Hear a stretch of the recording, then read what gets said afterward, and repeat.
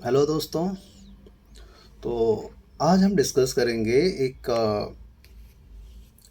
Supreme court का order है regarding the notice issued by the income tax department to the non existent assessee.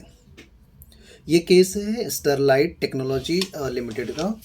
इस case में क्या हुआ था, जो इनकम टैक्स डिपार्टमेंट है उन्होंने फॉर द असेसमेंट ईयर 2013-14 को under section 148 of the income tax act 1961 regarding income scaping assessment का नोटिस इशू किया था टू द असेसी ऑन 30 मार्च 2021,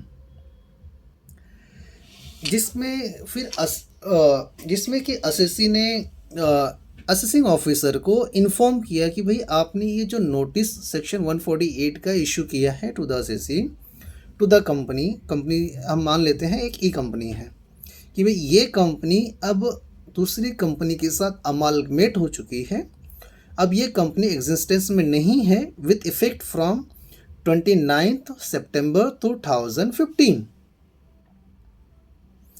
उसके बाद असेसिंग ऑफिसर ने क्या किया, एक फ्रेश नोटिस इशू किया to the non existing entity, the company which is already amalgamated with some another company। और उसके बाद उस असेसिंग ऑफिसर ने क्या किया, एक असेसी के अगेंस्ट एक ऑर्डर भी पास कर दिया with tax liability, interest and penalty, है ना बहुत।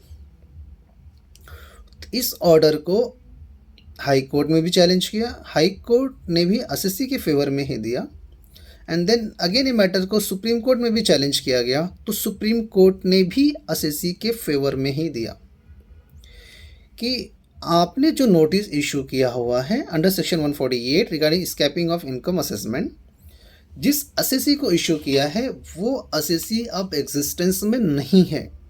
That assessee has been already amalgamated with some other company.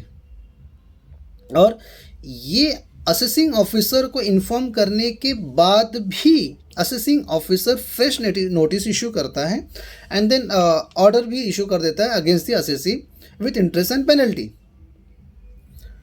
तो सुप्रीम कोर्ट ने कहा भाई ये जो आपका नोटिस है to the assessee who is not in existence is not tenable. तो ये केस असेसी के फेवर में गया है कि जो notice high court supreme court का ये कहना है कि भाई आप नोटिस किसी नॉन एग्जिस्टिंग असेसी को आप इशू नहीं कर सकते हो। ऐसे ही रेगुलर अपडेट के लिए जीएसटी और इनकम टैक्स के लिए हमारे कर ज्ञान यूट्यूब चैनल को लाइक करें, शेयर्स करें और सब्सक्राइब करें। Thank you.